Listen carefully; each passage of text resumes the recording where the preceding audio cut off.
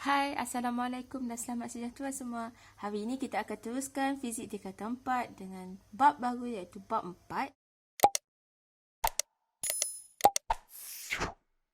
Dan subtopik 4.1 keseimbangan terma.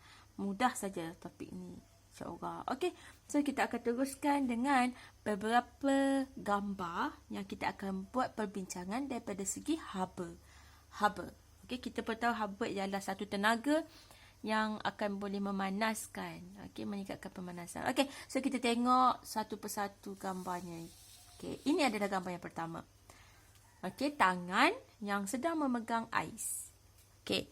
So, apa yang kita boleh bayangkan di sini ya, apabila tangan kita memegang ais dalam masa yang tertentu, jadi lama kelamaan ais tersebut akan berubah menjadi air. Jadi, anda boleh lihat ya, berlaku peraliran haba apabila kedua-dua objek ini bersentuhan secara terma. Ini dia punya keyword lah ya. Untuk haba ni, apabila ada dua objek yang berbeza suhunya, jadi akan bersentuh secara terma. Okey. Jadi cikgu tulis kat sini.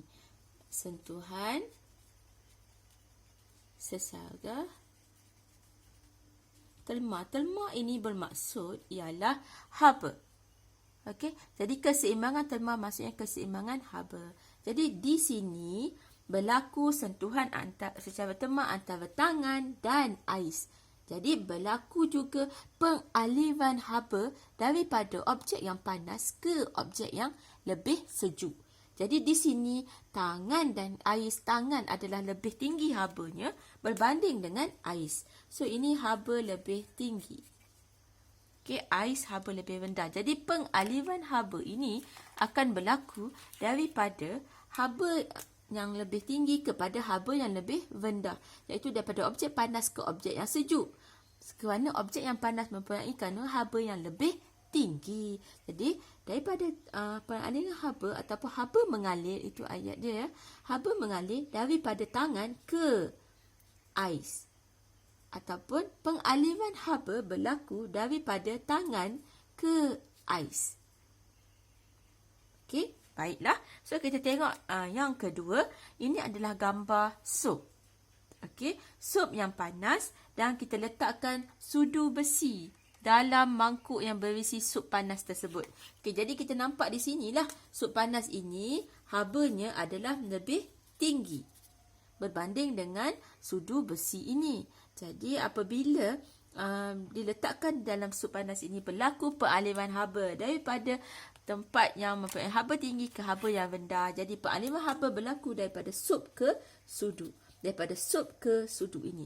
Lama kelamaan sudu ini pun akan meningkat suhunya. Berlakulah keseimbangan, nanti kita akan belajar. Jadi haba daripada sup ke sudu. Haba daripada tangan ke ais. Okey, kita lihat pula gambar contoh yang ketiga, iaitu hot chocolate. Wow, sedapnya ya. So, coklat di dalam mug yang kita letak juga sudu di dalamnya. Jadi, peraliran haba berlaku daripada hot chocolate yang panas ke sudu besi ini. Jadi, lama kelamaan sudu besi ini menerima haba daripada hot chocolate. Baiklah, seterusnya ialah gambar yang keempat. Ada orang demam ya. Okey, dia demam dan dia letak termometer dalam mulutnya dan dia letak tuala yang basah untuk menyejukkan kepala dia. Jadi, orang yang demam ni haba badannya adalah tinggi, lebih tinggi. Jadi, peraliran haba berlaku daripada dahinya atau badannya ke tuala basah yang lebih sejuk. Jadi peraliran haba berlaku daripada badan ke tuala. Dan juga peraliran haba berlaku daripada lidah ataupun badannya kepada berbuli termometer. Sehinggalah ke mercury. Okey, kita akan belajar details nanti.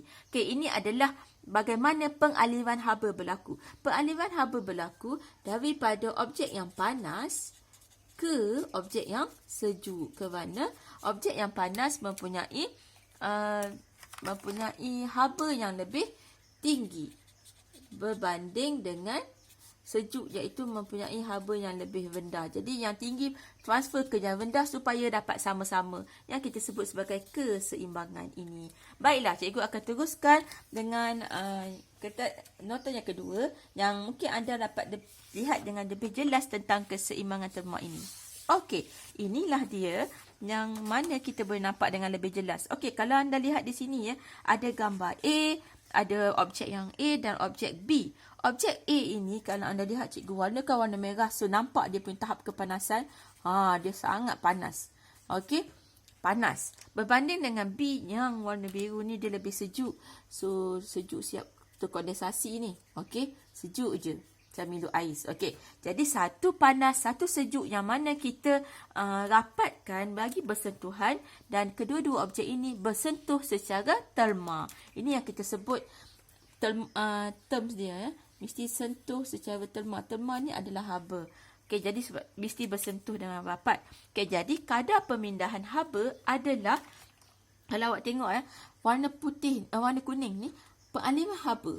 Yang kuning ni adalah haba. Pengaliran haba daripada A yang panas ini ke B adalah lebih banyak berbanding dengan kadar pengaliran haba daripada B ke A. B ke A tetap mengalir haba ya. Jangan kita sangka A panas ke sejuk saja, sejuk ke panas pun ada, tetapi sangat sedikit. Bila kita comparekan dengan A ke B. Jadi kadar pemindahan haba adalah tinggi daripada A ke B. Okey, besar. Kerana panas haba tinggi di sini. Tenaga dia lebih banyak, lebih tinggi di bahagian A. Manakala kadar pemindahan haba adalah rendah daripada B ke A. Okey, jadi kita dapat tengok di sini ya. Haba A ke B adalah lebih besar daripada B ke A. Okey, yang ni cikgu rasa jelas ya. Okey, seterusnya apa yang berlaku? A ni tidak lagi merah dah. Dia dah mula suam-suam. Dia dah bertukar warna hampir-hampir biru kan. Okey, dan biru ni pula dah bercampur macam warna merah-merah sikit. Maksudnya dia dah semakin panas. Okey, jadi kita dapat lihat di sini pemindahan haba masih lagi berlaku. A tetap lagi lebih banyak. A ke B adalah lebih banyak daripada B ke A. Tetapi B ke A juga bertambah dan meningkat ya. Kita boleh nampak perbezaan di sini. Jadi ini bermaksud pemindahan haba bersih daripada A ke B adalah masih lagi lebih besar daripada B ke A. Okey, tetapi ianya makin berkurang. Okey, berbanding dengan sebelum ini. Dan suhu A pula kita boleh lihat dia semakin menurun. Okey, kenapa? Sebabnya kita dah transfer haba, memindahkan haba ke objek B. Jadi habanya berkurang, jadi suhu juga akan menurun. Okey, manakala suhu B yang menerima haba yang banyak daripada A ini menyebabkan suhu B meningkat. Dia maksudnya lebih panas daripada sebelum ini. Baik. Dan apa yang berlaku seterusnya? Wow, akhirnya kedua-duanya warna purple. Ini bermaksud kedua-duanya bersuhu suam. Tidaklah terlalu panas seperti A sebelum ini dan tidaklah terlalu sejuk seperti B sebelum ni. Okey, jadi kalau kita tengok anak panah pun sama saiz. Jadi maksudnya kadar pemindahan haba daripada A ke B dan B ke A adalah sama banyak. Okey, kadar adalah sama banyak. Jadi apabila sama banyak, jadi kita boleh lihat kat sini ya, kadar pemindahan haba sebenarnya adalah sifar. Sebab katakanlah 1000 joule ditransfer dipindahkan daripada A ke B, B ke A juga adalah 1000 joule. Jadi 1000 joule bahagi dengan tolak dengan 1000 joule, so kita akan dapat sifar. Okey, dan suhu A pula akan menurun, makin menurun kerana daripada panas menjadi sederhana, suam kan. Okey, so menurun. Manakala B pula makin lama makin meningkat suhunya kerana menerima haba sebelum ni daripada A yang banyak. Okey, jadi kesinambungan ini akhirnya kedua-dua A dan B ini kita nampak warna sama, pengaliran haba yang sama, mencapailah kita sebut sebagai keseimbangan terma. Ni yang kita sebut keseimbangan terma. Terma maksudnya tadi adalah haba dalam bahasa sains ya. Dan keseimbangan maksudnya balance, seimbang, sama. Jadi habanya adalah sama. Jadi kita dapat lihat di sini ya. Okey. A dan B ini pemindahan bersih haba adalah sifar. Macam cikgu cakap tadi lah. Maksudnya A ke B, kita tolakkan dengan B ke A. Jadi apabila 1000 joule dengan 1000 joule tolak, so dapat sifar. Itu maksudnya. Berbeza dengan yang ni tadi. Kata kalau yang ni cikgu bagi A ke B dia bagi 2000 joule, tetapi B dia bagi 500 joule saja. Jadi pemindahan besi haba sebenarnya adalah 1500 joule. Okey, katakanlah ini 1000 A ke B ialah 800, tapi B ke A ialah 400, jadi bersih dia adalah 400 joule. Tetapi yang ini 1000 dengan 1000. So, jadi sifar. Okey, itu maksudnya. Dan satu lagi, keseimbangan terma berlaku apabila suhu A dan suhu B ini adalah sama. Kalau A 70 darjah Celsius, B akan jadi 80. Berbeza dengan ni kalau ni tadi katakanlah sini 90 darjah Celsius, yang B adalah 15 darjah Celsius sejuk, tapi makin kelamaan A ni akan jadi 70 darjah Celsius dan B akan meningkat menjadi lebih kurang 30 darjah Celsius. Dan apabila haba banyak dipindahkan ke A dan B, akhir sekali kita akan dapat example 55 darjah Celsius untuk A, 55 darjah Celsius untuk C. Apabila kedua-dua ni mempunyai suhu yang sama, maka kedua-dua ini kita katakan telah pun mencapai keseimbangan terma. Dengan syarat mudah saja pemindahan besi haba sifar, suhu kedua-duanya sama. Sifar sama. Jangan pula terbalik. Pengalaman cikgu ada yang menjawab pemindahan besi haba ialah sama. Sebab dia nampak sama je besar anak panah ni. Dan suhu A dan suhu B ialah sifar darjah Celsius. Ini pengalaman saya. Okey, ramai yang keliru menjawabnya. Jangan confuse Pemindahan haba ni yang sifar sebab sama. Kita tolak arah yang berbeza kan. Okey, suhu yang sama, yang bersih adalah sifar. Okey, so harapnya tidak confuse lah. Dan boleh jadikan pengalaman senior-senior sebagai satu peringatan. Okey, mudah aja ni. Okey, inilah dia keseimbangan terma. Kita akan teruskan disebabkan dah faham tentang keseimbangan terma.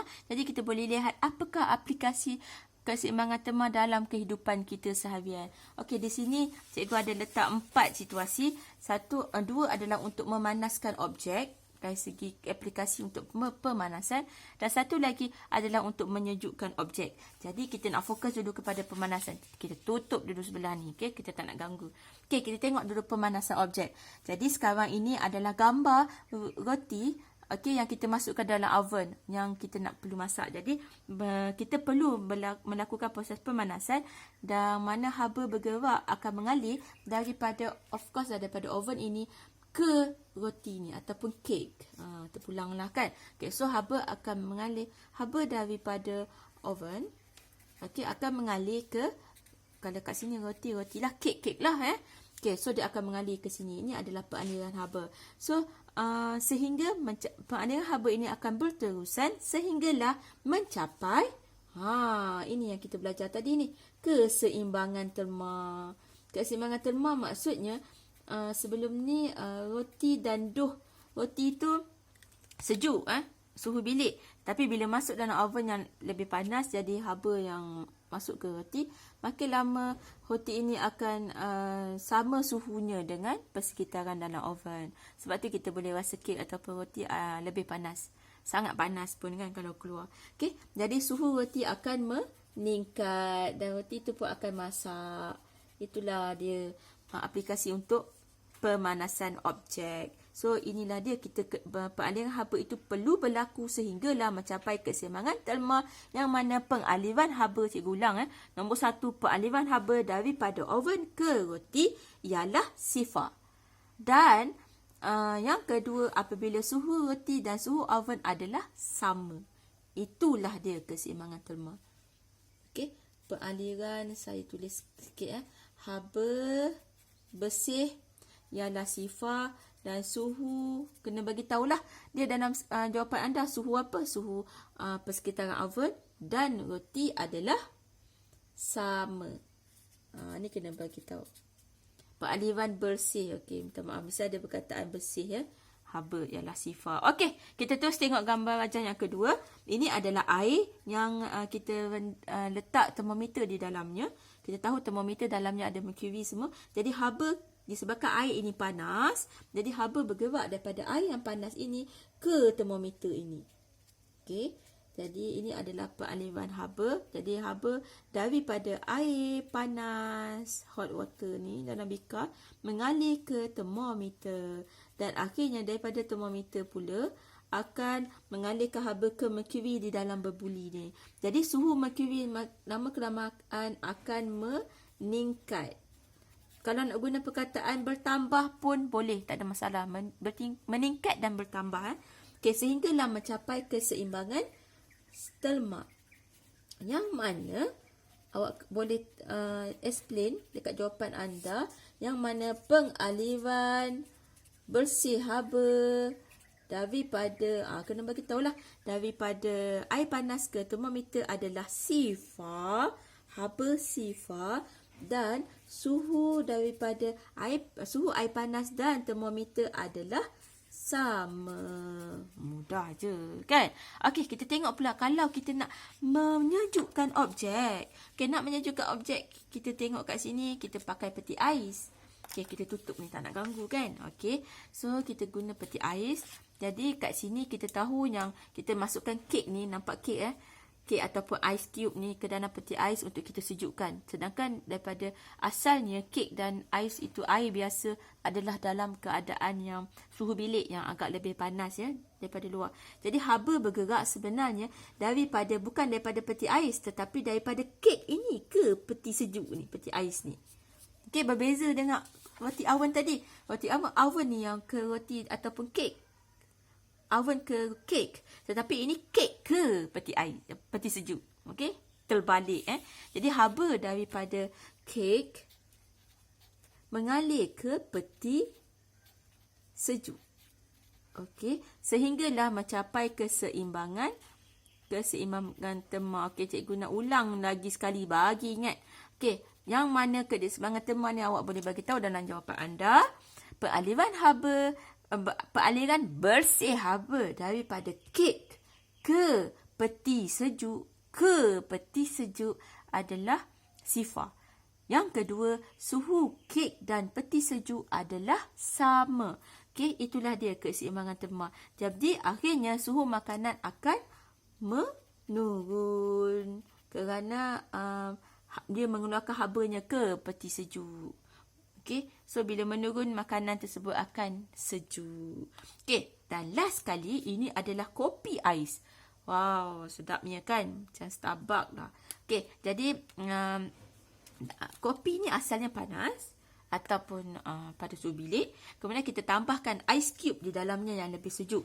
Jadi haba sebenarnya bergerak daripada kopi yang lebih panas ke ice cube ini. Okey, itu pergerakan haba lah. Okey, jadi haba daripada kopi mengalir ke ice cube. Cube ais. Dalam bahasa Melayu ialah cube ais. Sehinggalah mencapai sama juga keseimbangan terma. Ulang lagi sekali supaya lebih ingat. Yang mana ayat yang pertama ialah keseimbangan terma apabila pengaliran bersih haba daripada kopi ke ais adalah sifar. Yang kedua, suhu kopi dan suhu ais adalah sama. Maksudnya mungkin pada waktu itu ais itu tidak lagi menjadi ais tetapi telah pun menjadi air yang suhunya sama macam kopi. Okey, jadi suhu kopi pula akan menurun sebab lagi dia sejuk lah. Okey, dia dah keluarkan haba dia ke ais dan ais pula akan melebur dan suhunya akan bertambah. Cikgu gunakan T iaitu untuk suhu meningkat. Kerana dia menyerap haba daripada kopi. Manakala kopi pula membebaskan haba. Okey, dan ini adalah aplikasi keseimbangan terma. Ada banyak lagi sebenarnya yang anda boleh cari sendiri. Tapi konsepnya adalah sama. Yang panas, haba daripada objek yang panas pergi ke objek yang sejuk. Sehinggalah kadar pemindahan habanya, peraliran haba bersih dia adalah sifar. Dan suhu dua-duanya sama. Itu sahaja. Okey, mudah.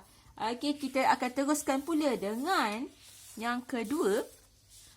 Baiklah, Sekarang ni kita akan teruskan dengan suhu pula. Fokus kepada suhu dan juga untuk termometer hari ni. Okey, kita tutup dulu kat bawah ni. Okey, kita tengok dulu suhu. Suhu sebenarnya adalah berbeza dengan haba ya. Jangan samakan. Haba sebenarnya adalah sejenis tenaga. Cikgu tulis kat sini ya. Haba adalah sejenis tenaga. Dan kerana dia adalah sejenis tenaga, jadi SI unit untuk haba ialah joule. Okey, joule. J. Tenaga kan, semuanya adalah joule. Berbeza dengan suhu. Suhu bukanlah sejenis tenaga. Tetapi suhu ini sebenarnya ialah darjah kepanasan. Suhu, kalaulah soalan tanya apakah definisi suhu? Suhu adalah darjah kepanasan bagi sesuatu objek. Yang mana SI unitnya ialah dalam unit Kelvin. Kita pernah belajar benda ni masa kita tingkatan 1 K besar. Dan unit-unit lain untuk mengukur suhu yang kita gunakan dalam dunia ini ialah darjah Celsius. Ini normal lah kan. Dan juga kita juga boleh pakai degree Fahrenheit. Ada juga yang pakai yang ni. Okay. Tapi tidak standard lah benda ni kan. Okay. Jadi alat pengukur untuk suhu satu je biasanya. Iaitu termometer. Tetapi termometer yang banyak di pasaran sekarang ni adalah jenis digital.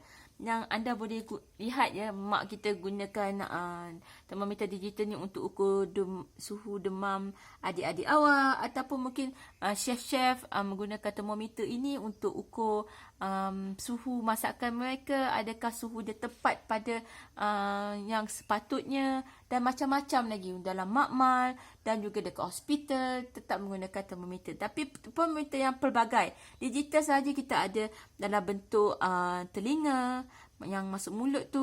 Dan juga kita guna yang dekat dahi tu untuk tembak kan. Okey, jadi ini pula adalah jenis-jenis termometer. Termometer yang ada pelbagai. Yang pertama adalah cecair dalam kaca. Yang biasa kita gunakan dalam makmal tu yang mengandungi dua. Satu merkuri, satu lagi alkohol. Okay, yang kedua adalah termometer thermocouple iaitu termogandingan haba. Okay. Dan yang ketiga adalah termometer rintangan iaitu resistant. Ini biasa untuk buat eksperimen macam tu. Suhu lebih tinggi kot. Okay, dan yang keempat adalah termometer gas. Dan ini adalah kita nak fokus kepada termometer cecair dalam kaca. Ini yang penting yang kita selalu pakai seharian. Satu adalah merkuri, satu lagi adalah alkohol. Tapi biasanya dalam makmal kita akan pakai merkuri. Okay, ada sebabnya kenapa kita pakai merkuri. Okay, sekarang ni kita nak tengok ni, belajar apakah yang ada pada termometer yang perlu anda tahu. Okey, yang perlu tahu yang cikgu tunjuk ni. Mula dengan yang bawah sekali. Yang bawah sekali, yang kaca kat bawah ni, yang halus dan nipis, yang mudah pecah ni, kita sebut dia sebagai berbuli. Berbuli kaca. Yang mana dia mengandungi merkuri ataupun kalau alkohol mengandungi alkohol lah. Yang warna hitam ni, yang dekat gambar ni, kita gunakan merkuri. Okey, merkuri ni kita boleh biasa guna Hg lah. Ini adalah simbol untuk merkuri. Dan yang tempat merkuri naik ni, yang kaca halus ni, ini kita sebut sebagai tiub kapilari. Okey, halus je kaca ini Dan merkuri akan mengisi tiub kapilari ni naik atas ataupun turun bawah balik, masuk balik ke berbuli kaca.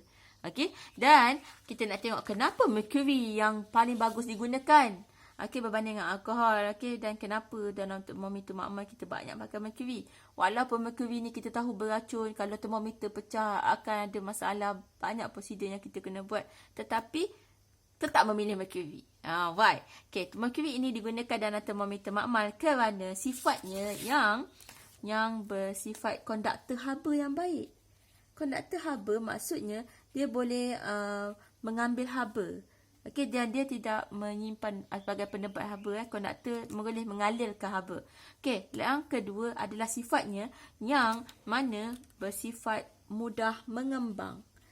Kerana kita tahu ya, walaupun kita nampak merkuri ni macam cecair, tetapi merkuri ini sebenarnya adalah sejenis logam. Yang mana logam ini kalau kita panaskan, dia akan mengembang. Besi pun boleh mengembang kan. Kalau kita panaskan, kita pernah belajar masa tingkatan 1 kan. Jadi dia boleh mengembang dan apabila sejuk, dia boleh mengecut dengan cepat dan seragam. Laju. Okay, sebab dia adalah logam dalam bentuk cecair macam tu. Okay, sifat yang ketiga ialah dia tidak melekat pada kaca. Okey, kerana daya lekitannya adalah tinggi. Kita ada belajar juga tentang ni ya, daya lekitan. Okey, lekitan maksudnya pada, kita ulang balik sikit, daya tarikan antara molekul yang sama. Bermaksud kalau merkuri macam ni lah. Daya lekitan. Ulang kaji balik. Tingkatan 2. Sains tingkatan 2. Okay? Daya lekitan jadi molekul yang sama lebih kuat berbanding dengan yang berbeza.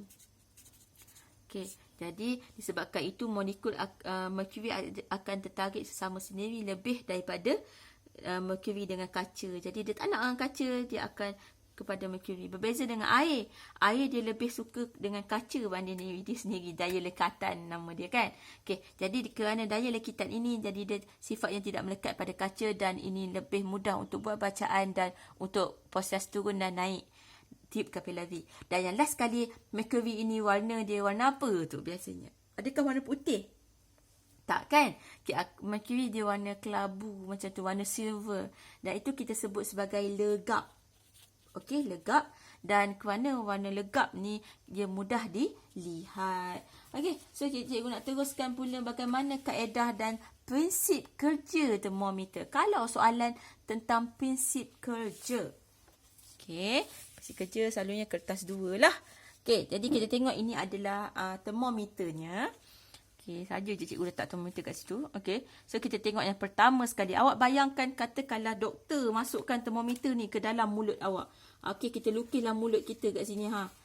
Ha, ni mulut. Ni lipstiknya. Tak macam mulut punya. Okey, kita masukkan dia dekat bawah lidah kita. Okey, dia dah letak dalam bawah lidah kita. Okey, now kita nak tengok apa yang berlaku. Termometer klinik ini diletakkan di bawah lidah. Okey. Jadi, haba daripada lidah ataupun daripada badan kita akan dipindahkan ke berbuli kaca. Ni peraliran haba dia. So, berbuli kaca dan seterusnya daripada berbuli kaca itu akan sampai ke merkuri yang warna hitam di dalam gambar wajah ini. Sehinggalah mencapai keseimbangan terma. Ini awak kena mention dalam ayat awak. Okay? Dipindahkan. Ini perkataan yang perlu ada. Dipindahkan. Okay? Dan sehingga mencapai keseimbangan terma yang mana pada waktu ini peraliran bersih haba daripada lidah ke merkuri ke termometer adalah sifar. Dan suhu lidah dan suhu merkuri di dalam termometer adalah sama. Sehinggalah mencapai ni. Jadi, sebab itulah biasanya kalau dekat hospital pun kita kena tunggu lama sangat. Okay, doktor atau nurse akan tunggu beberapa minit supaya mencapai keseimbangan terma ini. Dia tak boleh letak dan terus angkat kerana bacaan tidak tepat, belum berlaku keseimbangan terma. Jadi suhu tidak sama. Jadi suhu merkuri mungkin lebih rendah berbanding dengan suhu badan awak yang memang demam yang lebih tinggi. Okey, itu tidak boleh berlaku lah. Okey, seterusnya ialah merkuri akan mengembang. Okey, disebabkan sifat logam, jadi dia akan kembang sebab dia dah terima haba yang banyak daripada lidah. So, dia akan kembang. So, bila dia mengembang, dia akan keluar daripada berbuli kaca dan dia akan mengisi tube kapilari ni, yang halus ni, naik ke atas. Makin haba banyak, makin panas, makin banyak dia mengembang, makin tinggi dia naik atas. Okey, so dia mengisi ruang isi padu tube kapilari. Keyword di sini adalah mengembang ya.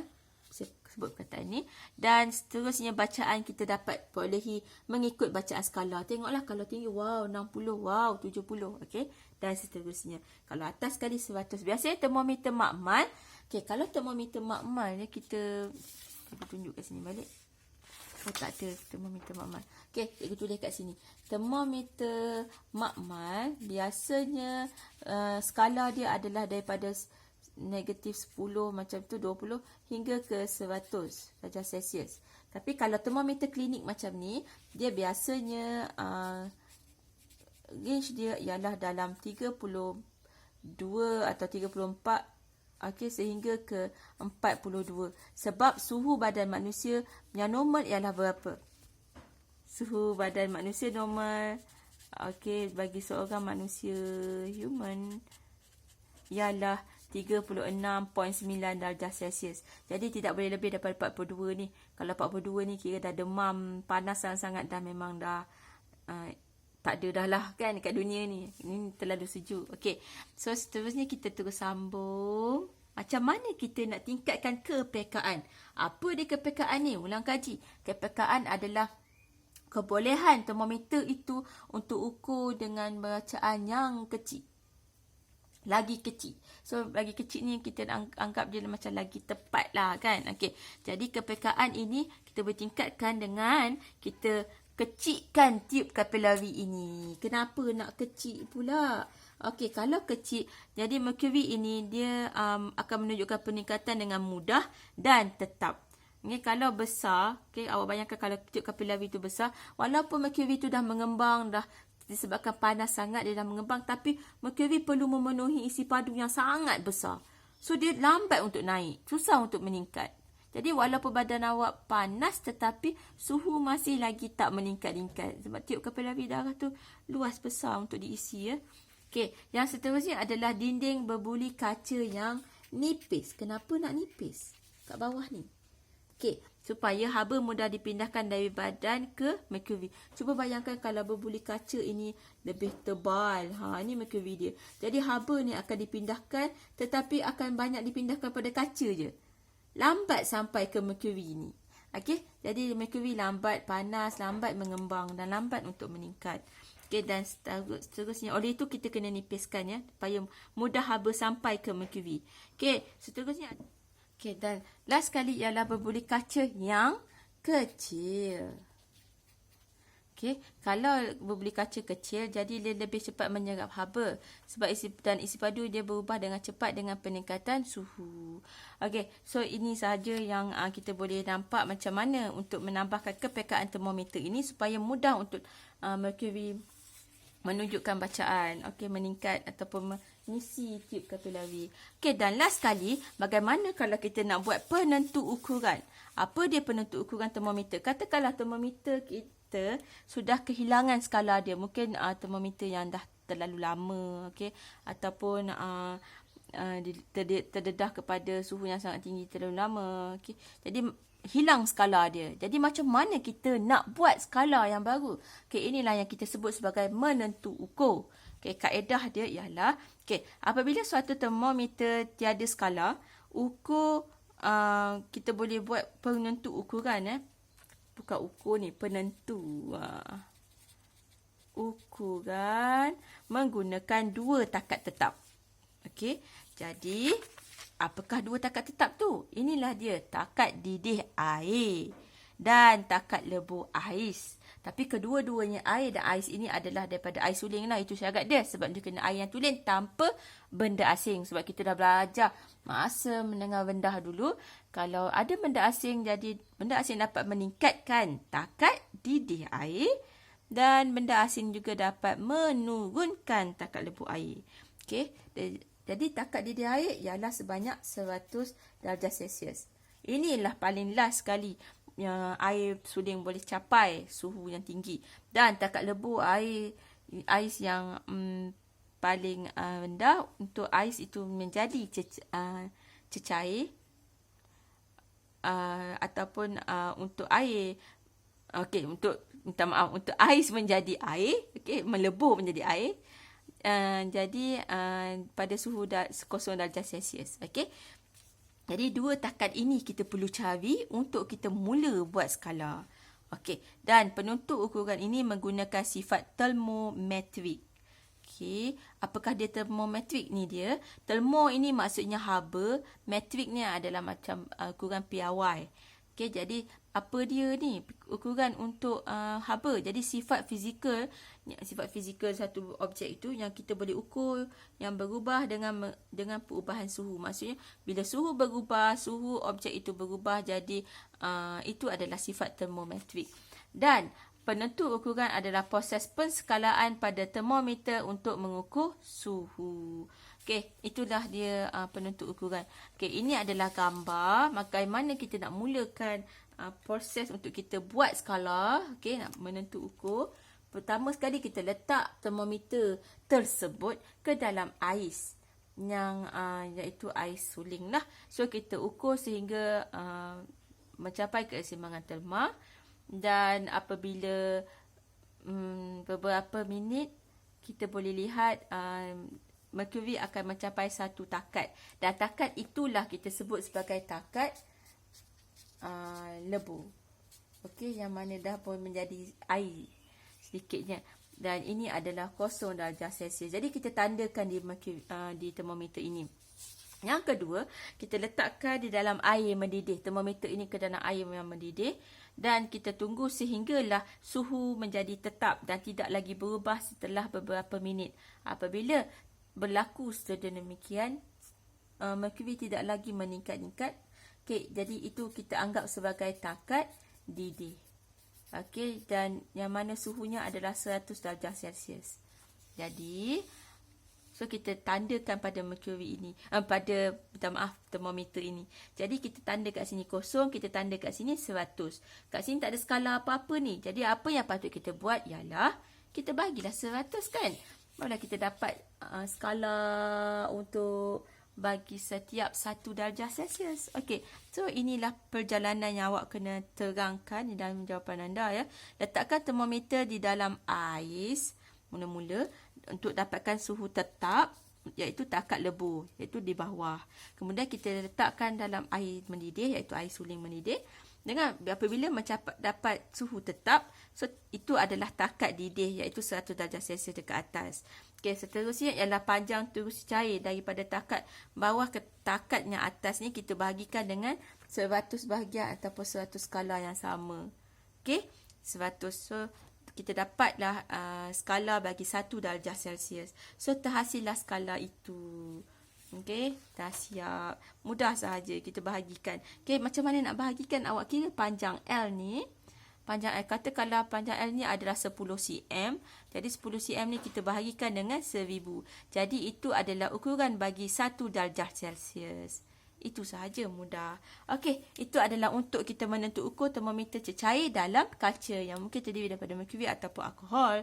Okey, tapi lebih banyak pada merkuri. Okey, itu yang sedikit sebanyak tentang keseimbangan terma dan juga tentang termometer. Jadi, sampai sini saja untuk subtopik keseimbangan terma ini. Jangan lupa like dan subscribe. Okey, semoga bermanfaat semua. Bye.